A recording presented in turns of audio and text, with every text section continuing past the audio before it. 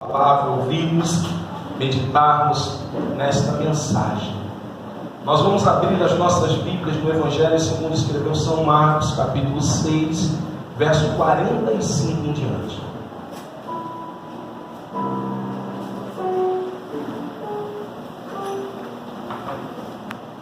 A tua palavra escondi,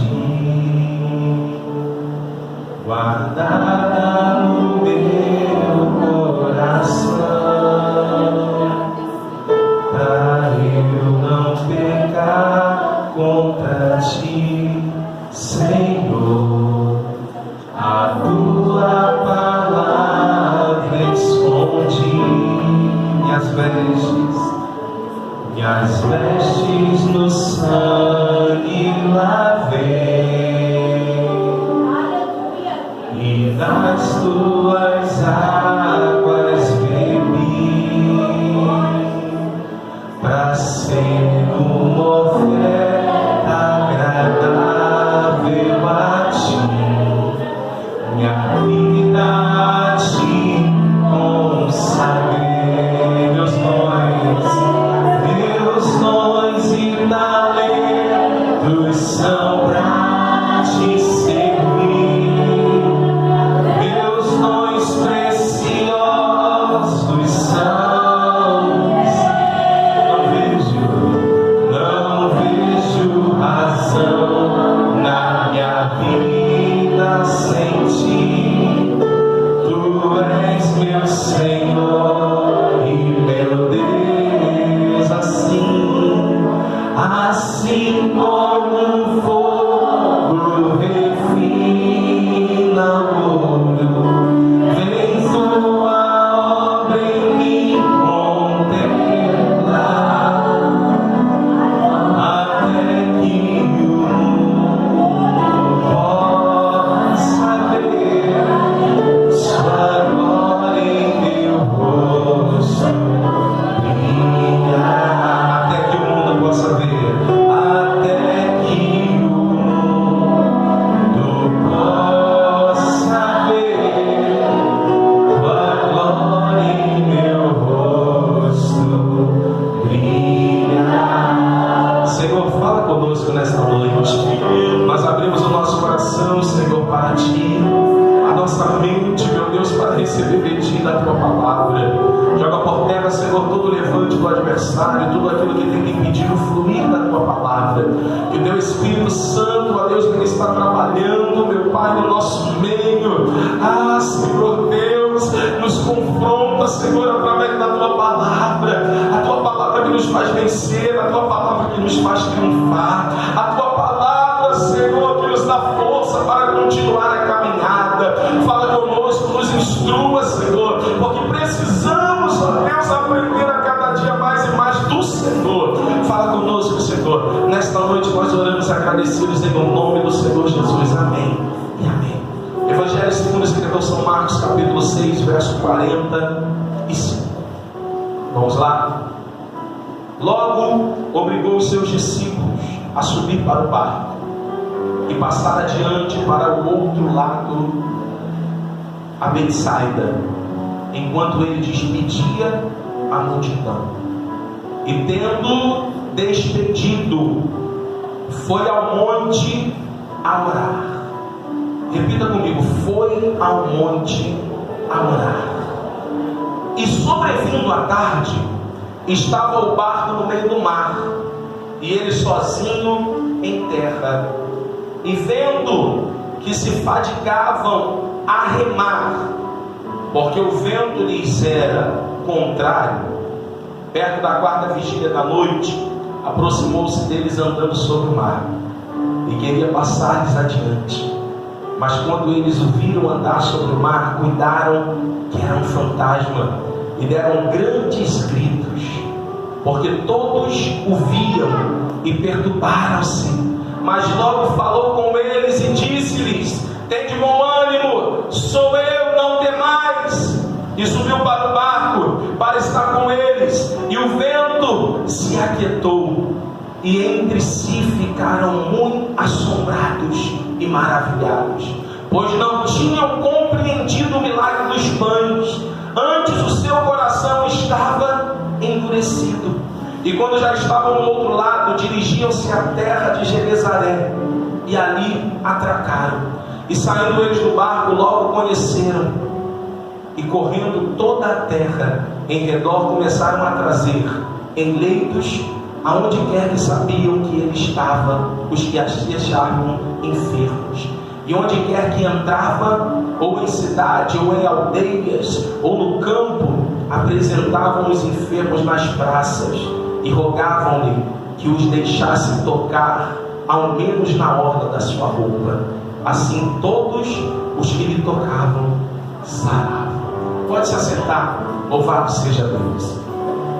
Eu quero trazer uma breve meditação daquilo que o Senhor tem colocado no meu coração para estar ministrando sobre a igreja nesta noite. Esse texto do Evangelho segundo escreveu Marcos, no capítulo 6, no verso 45, narra este episódio tremendo. E dentro deste texto nós temos muitas coisas que podem ser tiradas para nós, muito aprendizado. A palavra de Deus, ela é rica nos seus detalhes, e quando nós meditamos na palavra, o Senhor começa a nos revelar aquilo que está no oculto, no profundo da sua palavra. Então vai um segredo para você, eu falo isso sempre: não leia a Bíblia, medita nela. A Bíblia vai dizer no Salmo de número 1, Salmo 1, vai dizer assim: bem-aventurado o varão que medita na sua lei de dia e de noite. Ela não diz o varão que lê, ela diz o varão que medita, porque meditar é diferente de ler. Ler, você pega um livro e lê. A Bíblia não, a Bíblia é algo muito espiritual. A Bíblia você ora e fala: Senhor, fala comigo, me revela a tua palavra, me dá a direção que eu necessito, fala o meu coração para transmitir à igreja, e a palavra do Senhor vai se renovando, o Senhor vai te mostrando o oculto, o profundo, o Senhor vai te dando a direção, e Ele vai nos guiando. Hoje na escola dominical nós falamos da importância do Espírito Santo para a edificação da igreja como todo, e é o Espírito Santo que trabalha, até mesmo na revelação da sua palavra, para trazer aquilo que a igreja necessita, o alimento necessário para que a igreja venha se alimentar e se fortificar, porque a palavra de Deus é o nosso alimento. A Bíblia diz, irmãos, nesse texto, que o Evangelho de Marcos, ele narra de uma forma até diferente. Marcos, ele vai narrar no capítulo 40, no versículo 45, que Jesus obrigou os seus discípulos a subir para o barco e passar adiante para o outro lado, a Betsaida, enquanto ele despedia a multidão. Repare, Jesus acaba de realizar o milagre da multiplicação. Jesus está despedindo a multidão. A multidão que Jesus está despedindo não é uma multidão pouca. Lembra da quantidade de pessoas? 5.000 homens, fora mulheres e crianças. Era uma multidão muito grande. Imagina uma multidão dessa se dispersando. Jesus está despedindo, deu a bênção apostólica, acabou o culto, agora vão para as suas casas. E a Bíblia vai dizer que Jesus, ele não pede. Jesus, ele obriga. Marcos diz assim: ele obrigou os discípulos a passar para o outro lado. E quando você fala de obrigar uma ordem, se ele está dizendo que ele obrigou, é porque os discípulos de repente não queriam ir. Por quê?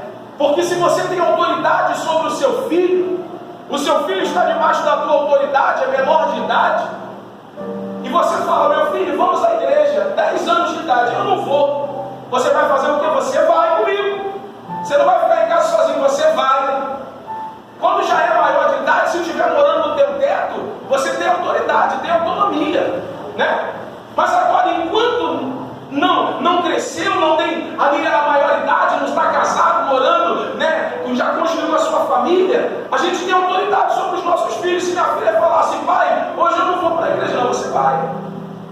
Você vai. Ou seja, os discípulos, por algum motivo, eles vão dizer: não, não vamos. não vamos passar para o outro lado. Mas Jesus vai obrigar, Jesus vai dizer, não, vocês vão. Porque tem momentos na nossa vida que nós temos que simplesmente obedecer à voz do Mestre. Simplesmente na nossa vida nós vamos aprender com esse texto que tem caminhos que nós não queremos trilhar, que nós não queremos ir. Nós vamos entender, João mesmo quando narra este mesmo episódio, João vai dizer que já era tarde. A noite estava chegando e quem sabe os discípulos não estavam com medo de encarar o mar. Porque tem circunstâncias nas nossas vidas que nós vamos enfrentar que nos causam medo. Tem momentos na nossa vida que nós vamos enfrentar algumas coisas que nos dá medo. Nós ficamos temerosos. Os discípulos estavam com medo de avançar. Os discípulos estavam com medo de entrar na embarcação e passar para o outro lado. João diz que já era tarde, já era princípio de noite. Estava escurecendo. Eles estão com medo, mas Marcos diz assim, Jesus obrigou que eles fossem. Porque quando nós levantamos as nossas mãos e dizemos, Senhor, eis-me aqui, eu sou o teu servo. O servo, sabe o que é um servo? É aquele que obedece o seu Senhor. Tem muitos que se dizem servo e não são. Por quê? Porque não obedecem. E o servo é aquele que obedece. Os discípulos estão dizendo, não vamos. Mas Jesus está dizendo, vocês vão. Então nós vamos. Porque o Mestre mandou. Ei, eu quero começar esta palavra dizendo algo para a tua vida. Aleluia. Levanta as tuas mãos. Eu quero profetizar sobre a tua vida. Deus vai fazer de você. Deus vai fazer de nós. Deus vai fazer dessa igreja uma igreja que obedece, mesmo quando nós muitas das vezes não queremos fazer. Mas o Senhor está te dizendo nesta noite, é necessário que haja uma obediência. É necessário obedecer. Os discípulos por algum motivo não queriam, mas Marcos diz, obrigou. Eles entraram. Porque o servo é assim, nós não estamos falando de qualquer, nós estamos falando de discípulos. Alguém que andava com o Mestre. Jesus não vai obrigar a multidão, Jesus vai obrigar os discípulos. Porque os discípulos são aqueles que levantaram a mão e disseram, eis-me aqui. Os discípulos são aqueles, por isso tem muita gente que tem medo de dizer eis-me aqui para o Senhor. Tem gente que tem de medo. Ah, não, vou falar eis-me aqui, envia-me a mim. Tem gente que morre de medo, fica desesperado. Mas a Bíblia diz que Ele capacita todos aqueles que Ele escolhe. Todos aqueles que Ele escolhe são capacitados por Ele. A Bíblia vai dizer nesse texto, aleluia, que Jesus ele vai despedir a multidão, os discípulos estão passando para o outro lado, entrar com o barco, estão indo. Aí 46 diz assim, e tendo-os despedidos foi ao monte orar. Repare, Jesus separa um tempo para fazer o quê? Orar no monte. Jesus, ele separa um tempo, ele vem, despede a multidão, ordena que os discípulos vá, entre na embarcação e vá. Jesus despede a multidão, vai para o monte orar. Jesus. Quantas vezes nós falamos assim, Senhor, eu não tenho tempo? Quem diz isso aqui? Eu falo. Quantas vezes a gente fala isso? Eu não tenho tempo para orar, eu não tenho tempo para estar buscando, eu não tenho tempo, eu queria ter mais tempo. Jesus, o seu ministério todo está separando um tempo para buscar, para orar. Sabe por quê? Porque a questão, na verdade, não é o tempo. A questão, na verdade, aquilo que Deus está falando para nós nesta noite são as prioridades. Porque tempo nós temos, porque nós temos tempo para tudo. Nós temos tempo para o WhatsApp, nós temos tempo para o Facebook, nós temos tempo para trabalhar, nós temos tempo para tudo. Mas por que nós não temos tempo para orar? Por que nós não temos tempo para buscar? Por quê? Porque é prioridade. Nós temos que começar a olhar as prioridades da nossa vida. Jesus está separando um tempo para orar. Jesus está priorizando a oração. Ele despede a multidão, os discípulos entram no barco, Jesus sobe a monte e vai orar. Jesus está nos dizendo nesta noite, nós precisamos voltar à prática da oração, nós precisamos buscar ao Senhor em oração, nós precisamos ter um tempo com Deus, intimidade particular,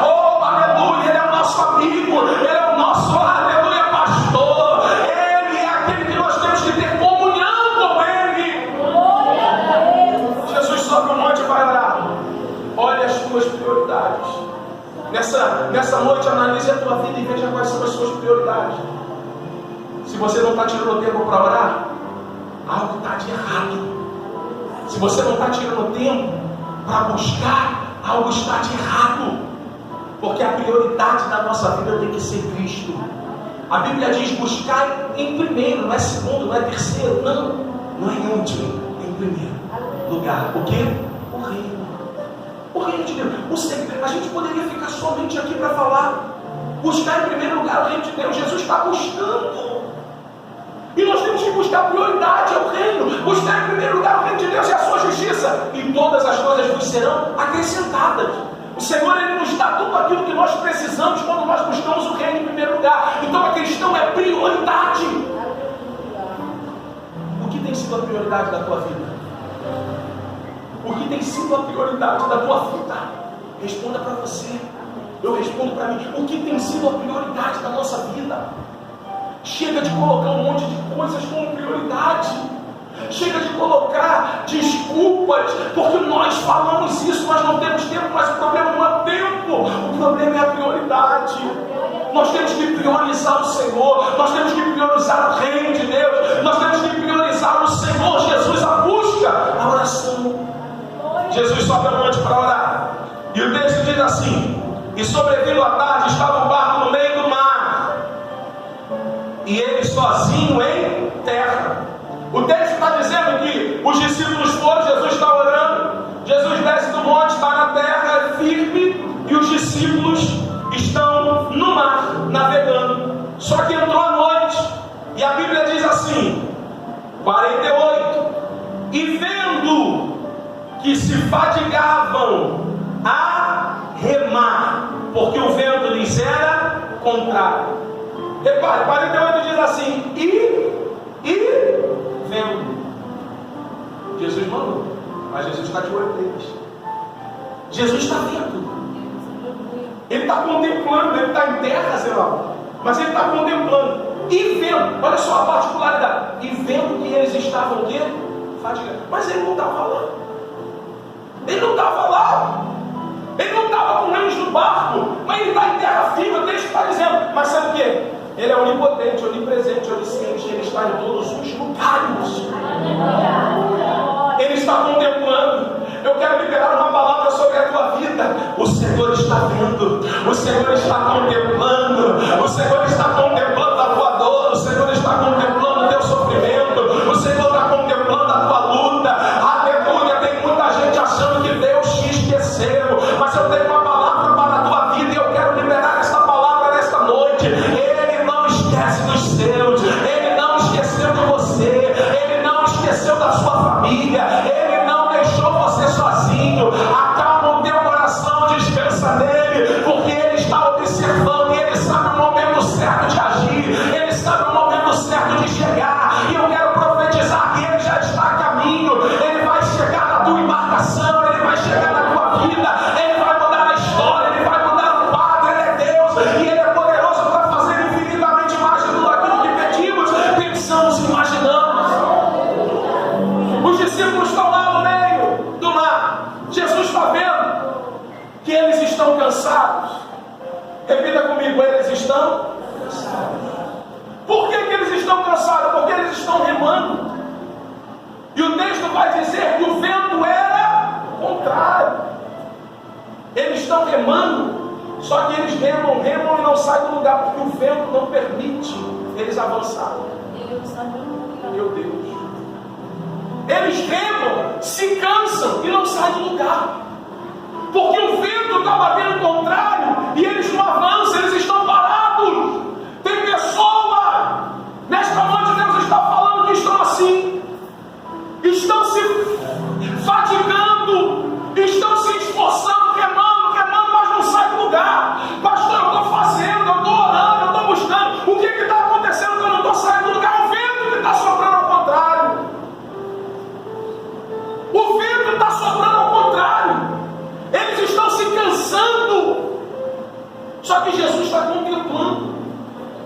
E o texto diz assim, aleluia, glória a Deus. E vendo que se fatigavam a remar, porque o vento lhes era contrário, pela quarta vigília da noite, aproximou-se deles andando sobre o mar e queria passar-lhes adiante. Repare, o vento está contrário, as ondas então estão alcançando aquela embarcação, eles estão temerosos. A Bíblia diz que na quarta vigília da noite, Jesus vem fazendo o quê? Andando sobre o mar. Jesus está andando sobre o mar. Só que os discípulos, por causa do desespero, por causa dali do vento, do cansaço, eles não vão reconhecer que é o Mestre. Eles vão achar que é um fantasma. Nessa hora, eles estavam esperando, porque o Mestre falou para ele: vocês vão, mas nós não queremos ir. Imagina dentro do barco. Eu falei que não era para a gente ir. Imagina os discípulos debatendo entre eles. Eu falei, Simão, André, e os outros discípulos, não era para nós vir. Eu falei, ele agora, o que nós vamos fazer? Mas Jesus estava contemplando. E na quarta vigília da noite, por que quarta vigília da noite? Porque o Senhor tem a hora exata de chegar. Por que na quarta vigília? Porque ele tem o momento certo de aparecer. Ei, está entendendo que Deus está falando contigo? Pastor, eu não estou aguentando mais. Ei, aguenta sim. Porque Deus não te dá aprovação além do que você pode suportar. Ele tem um tempo marcado para chegar. Ele no cronograma dele, no tempo dele, ele vai chegar na hora exata, na hora certa, no momento certo.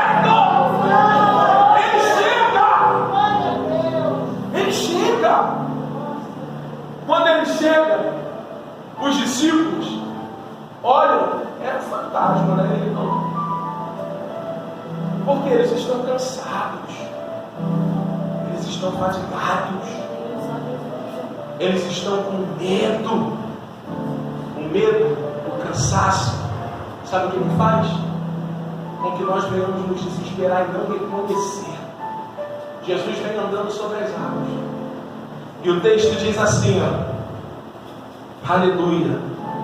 Mas quando o viram andar sobre o mar, cuidaram que era um fantasma e deram grandes gritos.